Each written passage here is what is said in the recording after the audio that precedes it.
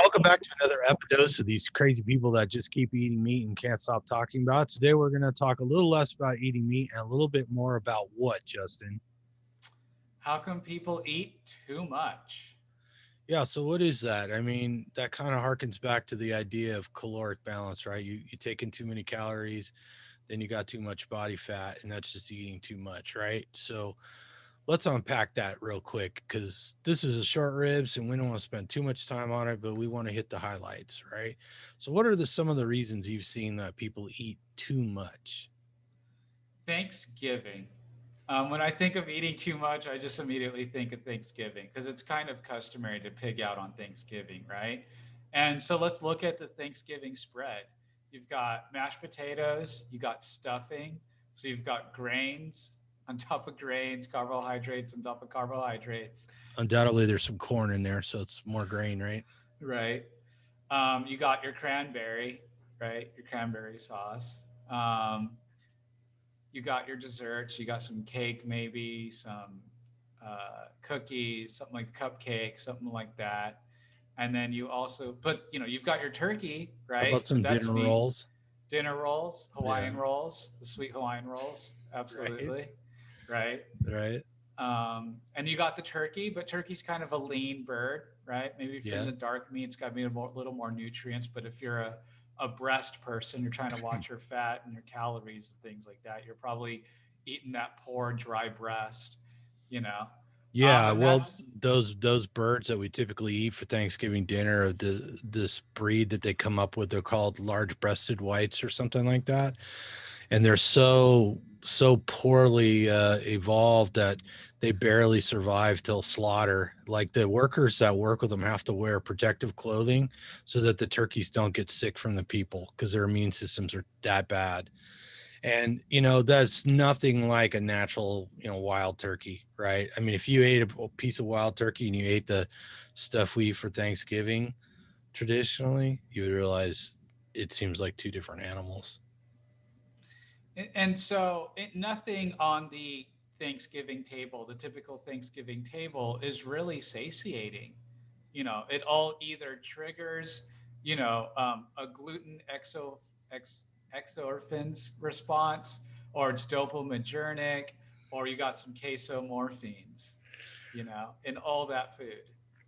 We're just slaughtering the vocabulary today, aren't we? We are definitely. Right. People expect this kind of quality of our videos, though. Yeah. Um, So what Justin was saying there was that a lot of these foods trigger sort of like a opiate type response in the brain. So we eat them even though they're largely devoid of nutrition, right? It's a lot of empty calories that just lights up our brain and wants us tries to get us to eat more, right? Ooh, the pumpkin pie. Sorry, you said Pumpkin lights up pie. our brain. And like I went straight to pumpkin pie with that whipped cream that doesn't have dairy in it. The fake whipped cream. Yeah, Ooh. and I think that's made. It's like whipped hydrogenated vegetable oil with sweeteners and artificial vanilla or something in it. Yeah, it's just a chemical soup on top of a pie made out of a squash that doesn't really taste good on its own. So you dump a bunch of sugar in there and add some crust with some more vegetable shortening in it. And what do we have? Mm, we have highly palatable food that's nearly indigestible and devoid of any good nutrients, right? Right. And so what's lacking? So maybe on Thanksgiving, you're getting a little bit of protein, very little fat, especially very little healthy fats, um, and carbohydrates, and you're not activating the parts of your brain that are satiating the way that the high fats are in the protein of animal fats. And so you're not going to stop until you want to actually have to loosen 2 or 3 notches off your belt because you've basically eaten nothing from a nutrient standpoint. There's no nutrients in mashed potatoes. There's no nutrients in pumpkin pie. Very There's no little. nutrients in a sweet Hawaiian roll. How many nutrients are in the cranberry sauce, the sweetened cranberry sauce with the corn syrup that's been sitting in? Sorry, I really hate that cranberry sauce. I know people go nuts over it, but I never liked it. Could never get into it. They take it out of the can, they place it on the table, and it still has the wrap, Looks like like it the came out of indent shaped of the like a can. can. Yeah, Right, exactly. That is delicious. not appetizing at No, all, it's you know. delicious. What are you talking about? How dare you? And you get to have your Coke and your Sprite that day. There's no nutrition in that as well, Well, you but you think feel stuff. For generally, when most people think of eating too much, that is the time that they can identify. Oh, I ate too much. I overdid it on Thanksgiving dinner, lunch, or Christmas dinner, and things like I that. want to circle back to the cranberries because I'd like to ask people, you think cranberries are good? Go get a cranberry and chew it up and see what it tastes like.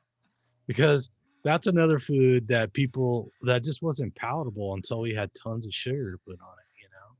It's disgusting otherwise. Even if I do like the gelatinous mass out of the can, you know. I Did you mean, actually eat that as a kid, Tom, or as an adult? I had Were both. you I had both the stuff out of the can and homemade stuff frequently. So a lot of people cooked, but somebody didn't always, make the cranberry sauce. So sometimes it came out of a can. And to be honest with you, uh, it's not half bad to smear that on some dry turkey because that nice slimy cranberry sauce is a good way to slide it down your gullet when it's too dry, right? I'm right? just saying. That's true. Hey, this past Thanksgiving used butter, which is a But much better alternative. that is actually the last probably 3, 4 Thanksgivings. It's exactly what I did. Is I go, I see the turkey, I get some butter, I slather the butter on the turkey so it's not bone dry. Because I don't eat the gravy. Because what's gravy made out of? It's like the drippings in the pan thickened with cornstarch and or maybe some packet of random seasoning. Gravy made in a factory and turned into powder kind of stuff. So, yeah. So if I'm going to eat the turkey, just put the butter on it because there's usually butter around for the rolls. You know, Well, it goes back to that phrase you always say. What is the point of cooking? Making food taste like not what it tastes like, basically, or something completely different, you know? right, right. I And so mean, that's, to me, that's a big reason of why people eat too much. They're eating food that's been cooked, or added oils or additives, or the more casomorphines, or the different responses in the brain that a certain food is supposed to elicit.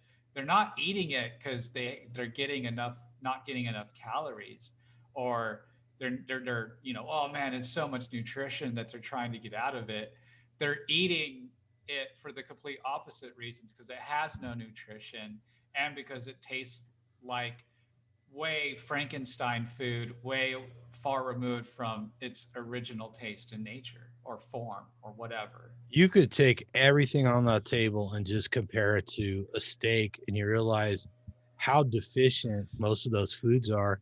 And then when you add in all the things like fiber, which is just an irritant, phytic acid, oxalates, you Yeah, your know, sister's always trying to get you eat the casserole, right? The green bean green casserole. bean, green bean casserole, another abomination of modern man, right? It's like we took some green beans, which are supposedly healthy, and then we put them in a pan with, I don't know, it's like soup or something like use like Campbell's mushroom soup or Right. something like that, and then maybe and you bake it in the oven, so you've taken a green bean which arguably could be sort of healthy, and then you just put it in a chemical soup, baked in the oven, and served it as though it were a treat, you know.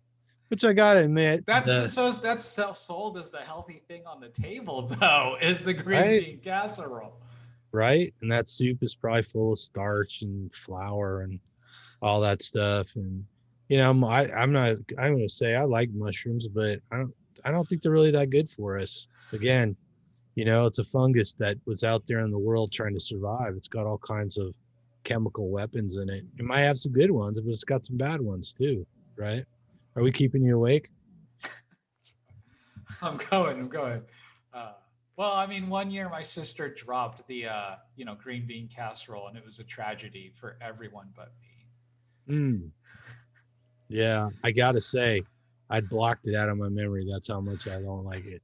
I was like, wow, when he brought that up, I was like, oh yeah, Well, that I mean, that's what's so awesome about being carnivore is all the food that your family is like, oh, we can't feed. I remember the first Christmas at Carnivore. My sister was like, I made a fruit cake. And I was like, oh, thank God I'm carnivore. I don't have to, I'm not fresh. They can't pressure me to eating the fruit cake. I could just say I'm carnivore. I don't eat it. And it's done. yeah, there you go. It's a perfect example. Yeah, it's got fruit in it and it's still bad for you. I remember when The Martian came out, I was reading some article or something. People were talking about, oh yeah, potato might be the perfect food, blah blah blah. If you had to live on one thing, that might be the thing. And I'm like, look at what's in a potato. They're looking for like trace elements of hard to get stuff in a starchy tuber. And I'm like, this is just such a ridiculous argument. Now compare it to a steak. That should be your benchmark for every food. Hey, what are the amino acid content like? What's the animal fats, the protein in it? That's what you should be looking at because that's what human beings need. That's our species appropriate food. So when you got this table full of, I've talked about corn before. You can't really get the nutrients out of corn unless you process it in an alkali solution.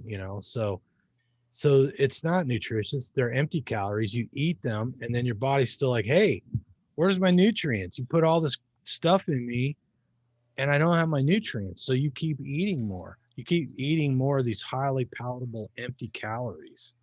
And in some cases, they're not just empty calories. A lot of plants have a lot of toxic substance in them. They all make pesticides to get rid of pests.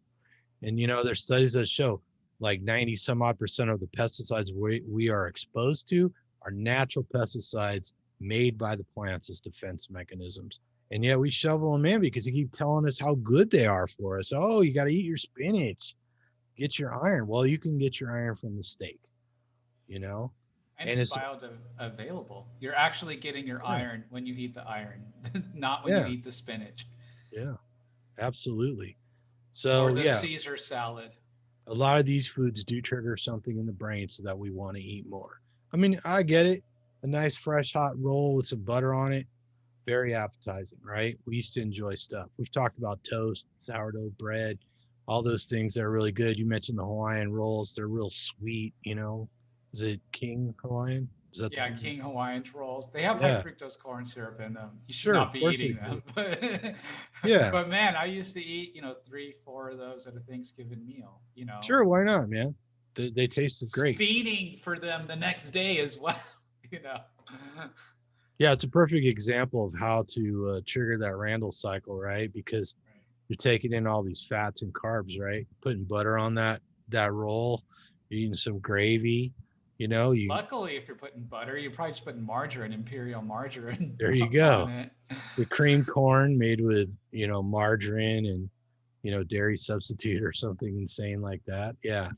So all these empty calories, all these highly attractive foods, they're triggering signals in our brain. We stuff ourselves with them, and we're still malnourished, right?